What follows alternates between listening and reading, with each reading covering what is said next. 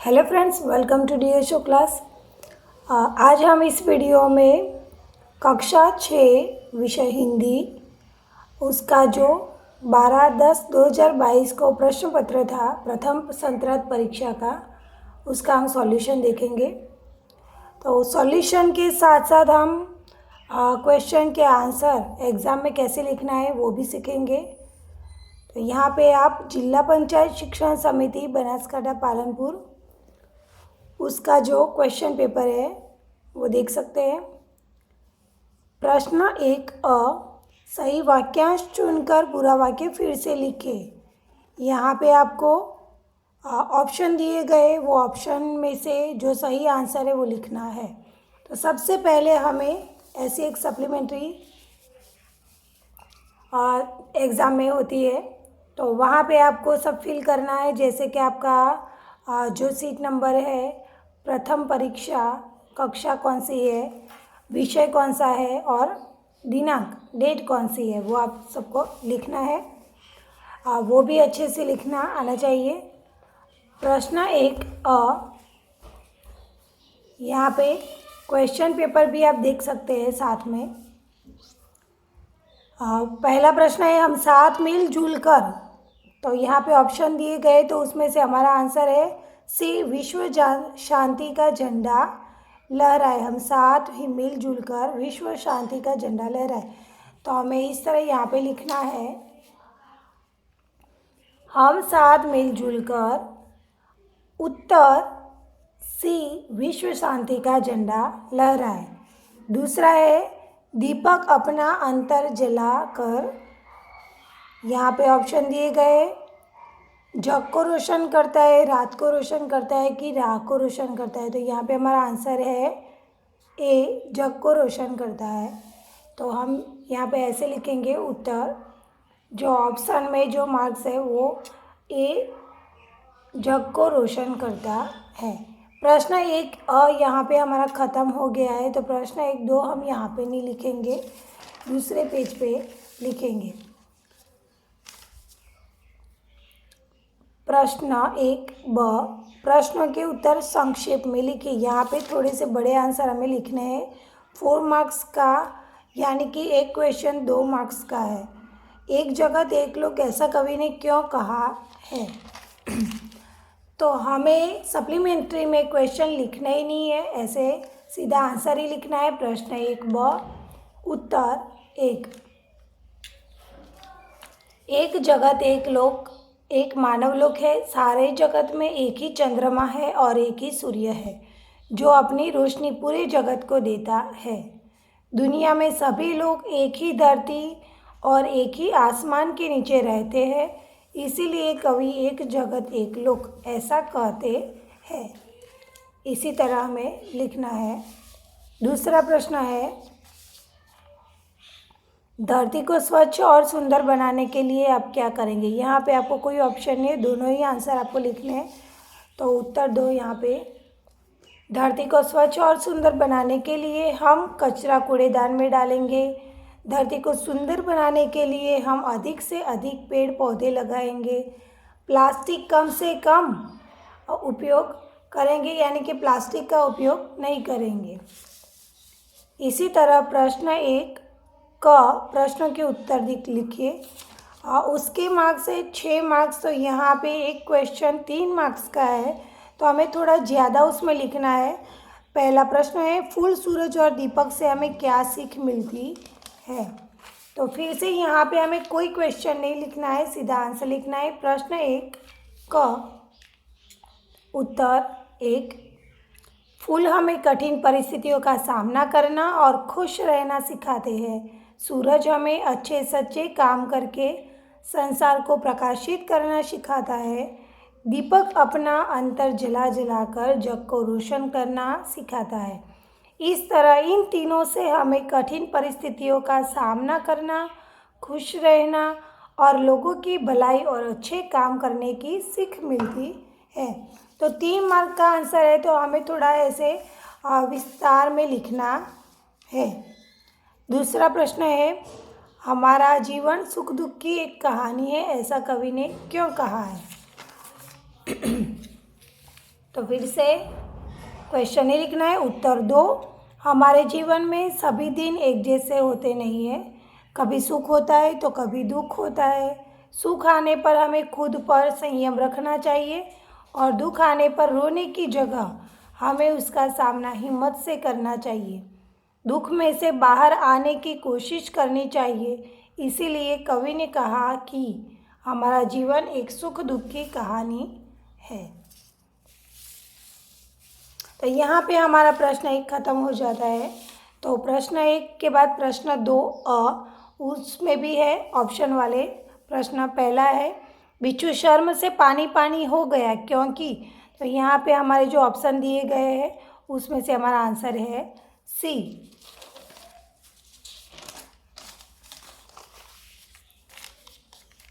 तो फिर से हमें नए पेज पर यहाँ पे लिखना है ऐसे। प्रश्न 2 और उसमें पहला है, बिच्छू शर्म से पानी पानी हो गया क्योंकि। उत्तर सी, उसे दूसरी बार बचाने वाली नन्ही को डंक मारने जा रहा था। दूसरा है, रेशमा सबकी आंखों का तारा है क्योंकि। तो उसका उत्तर है सी, वह बहुत जिंदा दिल, परिश्रमी और हिम्मती लड़की है। प्रश्न 2 प्रश्नों के उत्तर संक्षेप में लिखे। यहाँ पहले थे वो जो कविता थे उसके प्रश्न थे और यहाँ पे जो पाठ है उसके प्रश्न है। तो सेम ही है, इसके भी 2 मार्क्स है।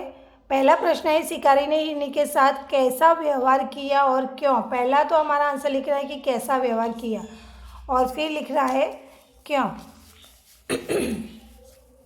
उत्तर 1, शिकारी ने हिरनी के साथ अच्छा व्यवहार किया क्योंकि गोली मारने के बाद शिकारी जब हिरनी के पास पहुंचा तो उसने देखा कि हिरनी दर्द से तड़प रही है और उसका एक छोटा सा शावक उसकी गोद में बैठा हुआ है। यह देखकर शिकारी को हिरनी पर दया आ गई और उसे अस्पताल ले गया। इस तरह उसने अच्छा व्यवहार किया। दूसरा प्रश्न है, समझदार नन्ही कहानी से हमें क्या सीख मिलती है।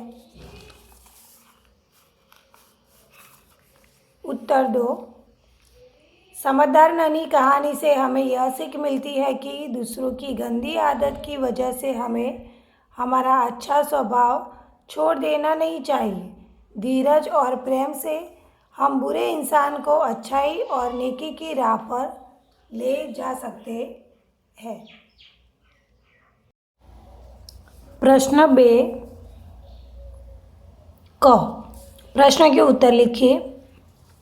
पहला प्रश्न है, राजा भोज अपना एक बैल किसान को क्यों देना चाहते थे।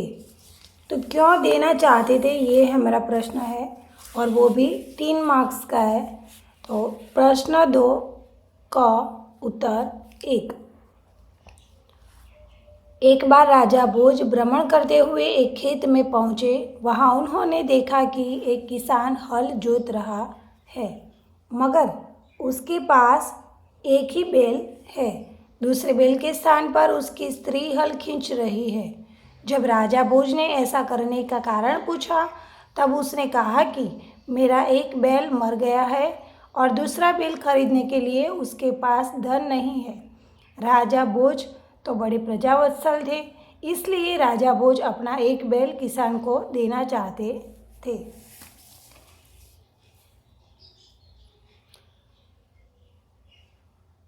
दूसरा प्रश्न, यदि तुम नन्ही की जगह होते तो बिच्छू के साथ कैसा बर्ताव करते। तो उत्तर 2, यदि मैं नन्ही की जगह होता तो नन्ही की तरह बिच्छू के साथ अच्छा व्यवहार करता, क्योंकि बुराई करने वाला के साथ अगर हम भी बुराई करेंगे तो उसमें और हम में कोई फ़र्क नहीं रहेगा। भलाई से ही बुराई को जीता जा सकता है।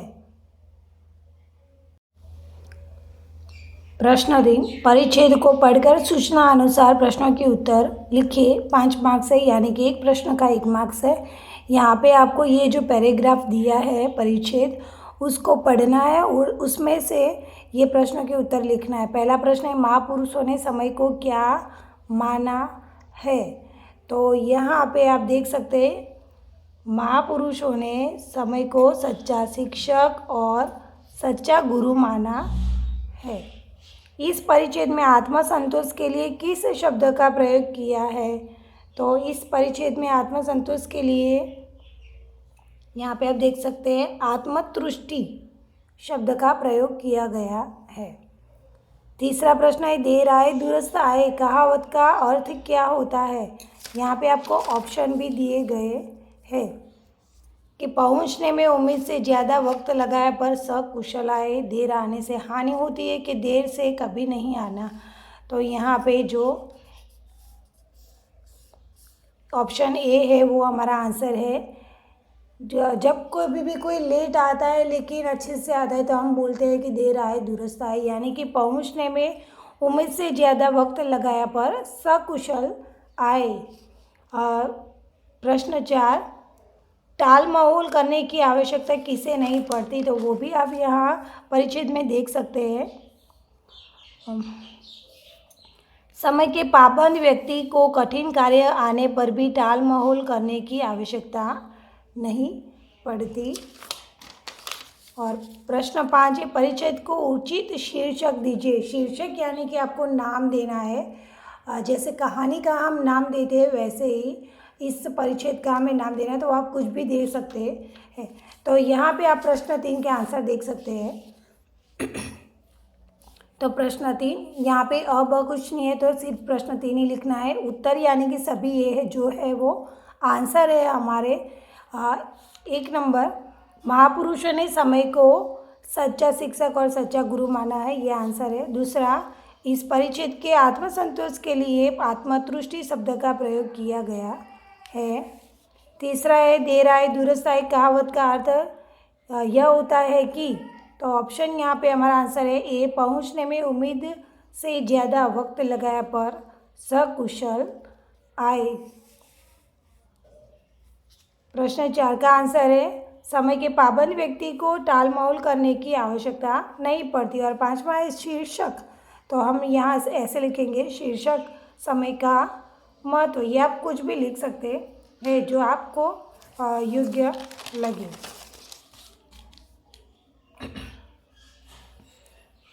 प्रश्न 4 सूचना अनुसार कीजिए। अभी हमारा ग्रामर स्टार्ट हो गया है। यहाँ पे प्रश्न 4 अ ब क में है संज्ञा पहचान कर लिखनी है, तो इस तरह हम लिखेंगे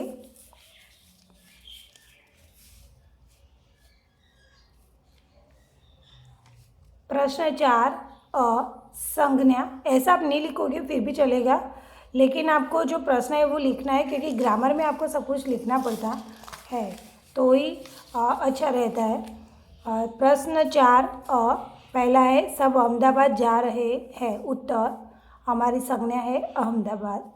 दूसरा है यहाँ फूल तोड़ना मना है।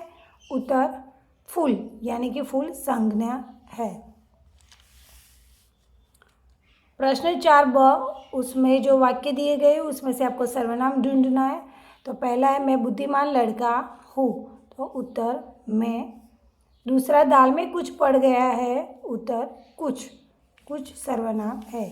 इसी तरह प्रश्न 4 क जिसमें से विशेषण आपको ढूंढना है। पहला है आसमान में से काले बादल छाए हुए हैं। काले काले बादल छाए हुए। उत्तर काले काले। दूसरा पानी में रंग बिरंगी मछलियाँ है। उत्तर रंग बिरंगी। तो आप देख सकते हैं कितना अच्छा दिख रहा है। इसी तरह आपको लिखना है प्रश्न 4 अ ब क। प्रश्न 5 अपनी राय लिखिए। तो ये क्वेश्चन के आंसर ही है, 3 मार्क्स का एक क्वेश्चन है। शिकारी की जगह आप होते तो क्या करते? तो आप होते तो क्या करते ये लिखना है। तो प्रश्न 5 फिर से उत्तर यानी कि ये सब उत्तर ही है। पहले प्रश्न का उत्तर है शिकारी जी की जगह मैं होता तो हिरनी को गोली मारते ही नहीं। संसार में सभी जीव को जीने का अधिकार है, किसी भी जीव को मारने का हमें कोई हक नहीं है, इसलिए शिकारी की जगह मैं होता तो उसे नहीं मारता। दूसरा है कि किसान की जगह आप होते तो बैल की जगह औरत को हल में जोतते क्यों? तो किसान की जगह मैं होता तो बैल की जगह औरत को हल में नहीं जोतते, क्योंकि ऐसा करने पर औरत के साथ अच्छा व्यवहार नहीं होगा। औरत को बैल की जगह काम कराना अच्छी बात नहीं है। तो यहाँ पे हमारे 2 प्रश्न के उत्तर देख सकते हैं। अब प्रश्न 6 है, निम्नलिखित काव्य पंक्तियों का भावार्थ लिखिए। तो यहाँ पे 2 काव्य पंक्ति है, उसका आपको भावार्थ लिखना है, उसका जो सार है, बोध है, वो लिखना है। तो पहला जो है, दीपक को देखो कैसे यह हरदम जलता रहता है, अपना अंतर जला जला कर रोशन जग को करता है। तो ये आपको लिखना ही नहीं है, आपको सिर्फ भावार्थ ऐसे ही लिखना है। नया प्रश्न है, नए पेज पर इस तरह लिखेंगे अच्छे से। प्रश्न 6 भावार्थ। उत्तर 1, इस काव्य पंक्ति में कवि कहना चाहते हैं कि दीपक को देखो वह कैसे हरदम जलता रहता है, वह अपना अंतर जला जलाकर भी दुनिया को उजाला देता है। इसी तरह हमें भी दूसरों की भलाई के बारे में सोचना चाहिए। दूसरी काव्य पंक्ति हमारी है, राष्ट्रों में एक के यही कर्म हमारा, प्रगति न्याय मानवता धर्म हमारा। तो यहाँ पे उत्तर 2, इस काव्य पंक्ति में कवि कहना चाहते हैं कि संसार में सभी राष्ट्रों में एकता का भाव लाना ही हमारा सबसे बड़ा कर्तव्य है। हम सब हिल मिल कर रहे, प्रगति करें, सबके साथ न्याय हो, मानवतापूर्ण व्यवहार हो, हम सब मिलकर विश्व शांति का झंडा लहराएं और अपनी एकता का प्रमाण देकर अपने देश का नाम उज्जवल करें। तो इसी तरह आपको काव्य पंक्ति का भावार्थ लिखना है। अभी प्रश्न 7, सूचना अनुसार उत्तर लिखिए। प्रश्न 7 अ है, सही विकल्प चुनकर प्रश्न का उत्तर लिखिए। तो पहला है, शब्दकोश के क्रम के अनुसार तीसरा शब्द कौन सा आएगा। यहाँ पे आप देख सकते हैं पहला शब्द कौन सा आएगा, तो आंगन होगा पहला। उसके बाद क से कक्षा, और क और ख के बीच में कौन सा अक्षर आता है वो आपको मालूम होना चाहिए। क और ख के बीच में क्ष आता है। तो तीसरे नंबर पे हमारा शब्द आएगा क्षमा, और उसके बाद आएगा खजाना। तो हमारा तीसरा शब्द होगा क्षमा। दूसरा है, शब्दकोश के क्रम के अनुसार प्रथम शब्द कौन सा आएगा। तो यहाँ पे आप देख सकते हैं कि सबसे पहला क नहीं है, तो उसके बाद आएगा क्ष से क्षत्रिय। तो अगर आपको ये मालूम होगा कि क और ख के बीच में क्ष होता है, तो आपके ये दोनों ही क्वेश्चन के आंसर सही होंगे। प्रश्न 7 ब, शब्दकोश के क्रम के मुताबिक दिए गए शब्दों का सही क्रम में लिखिए। अभी आपको जो क्रम दिए गए वो सही क्रम में आपको लिखने हैं। तो यहाँ पे आप आंसर देख सकते हैं। नया प्रश्न है, नए पेज पर इस तरह आप लिखेंगे। प्रश्न 7 अ, पहले प्रश्न का उत्तर एक का है क्षमा और दूसरे का है क्षत्रिय, वो हम देख गए। प्रश्न 7 ब, उत्तर उसमें पहला है। तो यहाँ पे शब्दकोश के क्रम में यहाँ पे हमने लिखा है शरारत, श्रमिक, और फिर उसके बाद होगा षटकोण। पहले अंगड़ाई, फिर आंगन, फिर आशीर्वाद। बिंदी वाले जो अक्षर होते हैं वो पहले आते हैं। ऋग्वेद, ऐक्य और आराधना। शब्दकोश का सही क्रम का वीडियो अगर आपको लिंक चाहिए तो आप हमें कमेंट बॉक्स में ज़रूर लिखना, उसका भी मैं एक वीडियो बनाऊंगी। प्रश्न 8, सूचना अनुसार लिखिए। गिनती को शब्दों में लिखिए और अंकों में लिखिए। तो प्रश्न 8 अ है, शब्दों में लिखिए। तो यहाँ पे भी आपको डायरेक्ट आंसर लिखने की आवश्यकता नहीं है, आपको इतना ही लिखना है तो आपको लिख देना चाहिए। प्रश्न 8 अ उत्तर यहाँ पे 83, 66, 70, और उसी तरह आपको जो शब्द में है उसको अंक में लिखना है। प्रश्न 8 ब, 69, 87, 95। यहाँ पे आप देख सकते हैं, यहाँ पे मेरी सप्लीमेंट्री है वो ख़त्म हो गई है, तो आपको दूसरी सप्लीमेंट्री लेनी है। तो उसके लिए ऐसी आप जो दूसरी सप्लीमेंट्री है वो लेना है, वहाँ पे भी आपको सबसे पहले ये सब जो भी है वो फिल करना है। यहाँ पे आपका जो पूरा नाम है वो लिखना है। तो अभी यहाँ पे प्रश्न 9, दिए गए वाक्यों में उचित विराम चिन्ह लगाकर वाक्य फिर से लिखिए। तो विराम चिन्ह लगाकर आपको वाक्य फिर से लिखने हैं। तो हमें यहाँ पे डायरेक्ट आंसर ही लिखने हैं विराम चिन्ह लगाकर। पहला है यहाँ कोई छोटा बड़ा नहीं है। तो यहाँ पे आप देख सकते हैं ये विराम चिन्ह है और लास्ट में पूर्ण विराम है। गोपाल दास नीरज प्रसिद्ध कवि है। तो यहाँ पे कोई स्पेशल इंसान का नाम है तो वह उसको आप ये ऐसे अवतरण चिन्ह में करना है और लास्ट में पूर्ण विराम करना है। नेहरू चाचा कहते थे, जब भी कोई व्यक्ति इंसान बोलता है तो जो बोलता है वो हमें ऐसे अवतरण चिन्ह में लिखना है और यहाँ पे अल्प विराम आता है और लास्ट में पूर्ण विराम आता है। आषाढ़ सावन भादो और अश्विन वर्षा ऋतु के महीने, तो ये सब जो नाम है ऋतु के तो उनके बीच में भी अल्प विराम आते हैं, आपको वो मालूम होगा। और लास्ट है अरे यह रस्सी सांप कैसे बन गई। तो अरे तो उद्गार चिन्ह यहाँ पे होगा। तो अरे के बाद जो विस्मयादि बोधक चिन्ह है वो आपको लगाना है और लास्ट में क्वेश्चन मार्क भी आप कर सकते हैं, क्वेश्चन पूछा है इसलिए। तो यह रस्सी सांप कैसे बन गई, क्वेश्चन मार्क। प्रश्न 11, मुहावरा का अर्थ देकर उसका वाक्य में प्रयोग कीजिए। तो अर्थ भी लिखना है और वाक्य प्रयोग भी करना है। तो यहाँ पे प्रश्न 10, अच्छा प्रश्न 10 पहले हमारा प्रश्न 10 वचन परिवर्तन करके वाक्य फिर से लिखिए। तो यहाँ पे जो जिस शब्द के नीचे वो मार्क दिया गया है, रेखांकित किया हुआ है, वही शब्द का हमें वचन परिवर्तन करना है। बाकी के शब्दों का हमें वचन बदलना नहीं है। तो उसी तरह से हम लिखेंगे मैं पुस्तक पढ़ता हूँ। तो यहाँ पे आप देख सकते हैं कि हम पुस्तक पढ़ते हैं। यहाँ पे पुस्तक का आपको वचन परिवर्तन नहीं करना था। दूसरा है पेड़ पर पक्षी का घोंसला है। तो यहाँ पे पक्षी का होगा पक्षियों। तो पेड़ पर पक्षियों का घोंसला है। आफत आने पर हमें घबराना नहीं चाहिए। तो आफतें आने पर हमें घबराना नहीं चाहिए। मैंने बाग में नए पौधे लगाए। यहाँ पे बहुवचन है तो हमें एक वचन कर देना है। तो मैंने बाग में नया पौधा लगाया। पौधे तो एक पौधा। और 5वां है परिचारिका ने मरीज की अच्छी तरह से देखभाल की। तो मरीज का होगा मरीजों। तो परिचारिका ने मरीजों की अच्छी तरह से देखभाल की। उसके बाद प्रश्न 11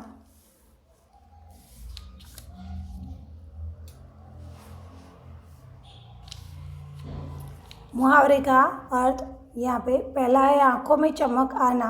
अर्थ है बहुत खुश होना। वाक्य नानी को देखकर बिच्छू की आँखों में चमक आ गई। आप देख सकते हैं अर्थ और उसका वाक्य दोनों ही अच्छी तरह से लिखा हुआ है। आपको भी इसी तरह लिखना है ताकि जो अध्यापक है आपके वो प्रश्न पत्र चकासते समय उनको अच्छे से वो दिखे। हाथ बंटाना अर्थ काम में मदद करना। वाक्य है मैं अपनी माता को घर के काम में हाथ बटाता हूँ। तीसरा है अनसुनी करना अर्थ ध्यान न देना। वाक्य मेरे पिताजी ने मेरी बात को अनसुनी कर दिया।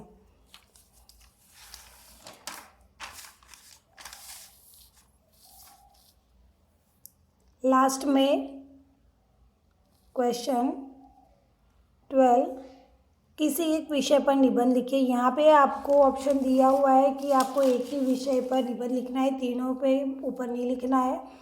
तो निबंध कैसे लिखते हैं और यहाँ पे आप देख सकते हैं कि 8 मार्क्स का है। तो कम से कम आपको 8 मार्क्स हो तो उसको 1-2 पेज तो कम से कम आपको लिखने ही है। तो यहाँ पे मेरा प्रिय त्योहार तो शायद कई बच्चों को आता है। यहाँ पे मैं यदि मैं सैनिक होता इस विषय पर निबंध आपको लिखाऊंगी लिख के।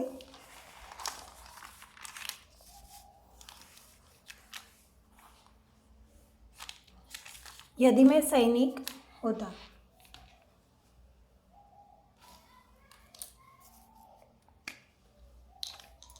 इस निबंध का शीर्षक देखते ही मुझे एक देशभक्ति गीत याद आया।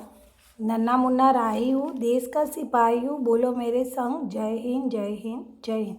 यहाँ पे आप देख सकते हैं कि मैंने यहाँ पे एक काव्य पंक्ति यानी कि एक देशभक्ति गीत की पंक्ति लिखी हुई है। जब भी आप कोई भी निबंध लिखते हैं तो उसके बारे में, उसके आसपास के लगती जो काव्य पंक्ति है, कोई शेर है, कोई शायरी है, वो आप लिख सकते हैं तो निबंध थोड़ा अच्छा लगेगा।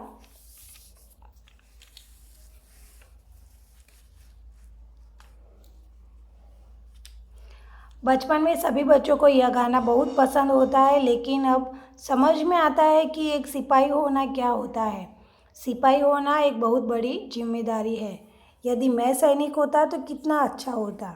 सभी छात्र का कोई ना कोई सपना होता है, लेकिन मेरा बचपन से एक ही सपना था कि मैं एक सैनिक बनूं, अपने देश के लिए, भारत माता के लिए कुछ कर सकूं, देश के लोगों की रक्षा कर सकूं। आज हमारे देश में बहुत सी समस्याएं हैं। देश पर कभी भी दुश्मन हमला कर देते हैं। वैज्ञानिक तकनीकी बढ़ने पर लोग एक दूसरे की जान लेने पर तुले हैं। किसी को कश्मीर चाहिए तो किसी को भारत की अमूल्यवान चीज़ें। अगर मैं सैनिक होता तो हमारे देश की हानि को रोकने का पूरा प्रयास करता। हमारे देश के सैनिक पर पूरे देश की सुरक्षा की जिम्मेदारी होती है और यह जिम्मेदारी पूरी लगन से मैं निभाता। यदि मैं सैनिक होता तो हमेशा अपने देश के हित के बारे में सोचता। एक सैनिक होना आसान नहीं होता। उसे अपने परिवार वालों से दूर रहना पड़ता है। कोई त्योहार करने को नहीं मिलते। कभी भी दुश्मन हमला कर देता है।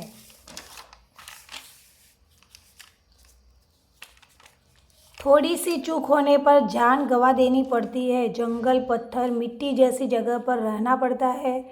खाने पीने का कोई ठिकाना नहीं होता। बहुत महीनों तक, सालों तक घर वालों से मिल नहीं पाते। यह बहुत दुख की बात है, लेकिन अपने देश की सुरक्षा के आगे ये कुछ भी नहीं है।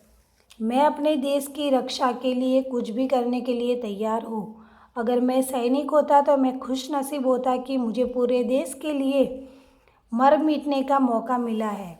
हमारे देश की आज़ादी के लिए भगत सिंह, सरदार वल्लभ भाई पटेल, सुभाष चंद्र बोस जैसे महान लोगों ने अपनी जान गंवा दी थी। मैं उनके ही राह पर चलूँगा। अगर मैं सैनिक होता तो उनकी तरह हमेशा के लिए अमर शहीद होने का मौका मिलता। यह मेरे और मेरे परिवार वालों के लिए बहुत गर्व की बात होगी। यदि मैं सैनिक होता तो लोग मेरी बहुत इज्जत करते, मेरा मान सम्मान करते, स्वागत करते। मैं अपने भारत देश का सैनिक बनकर अपने देश और परिवार वालों का नाम रोशन करता।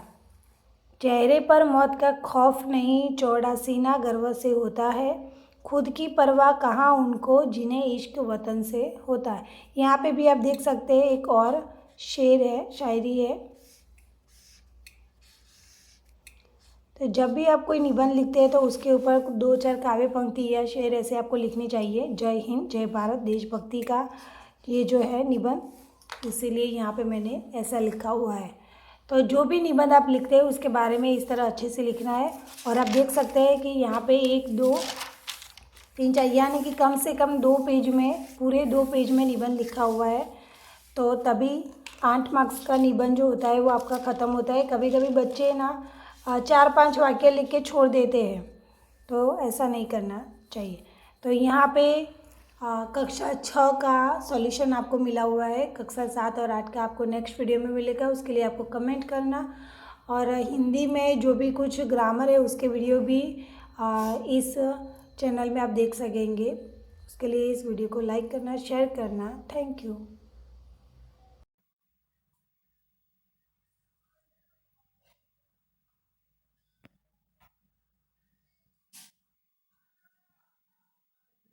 Thank you.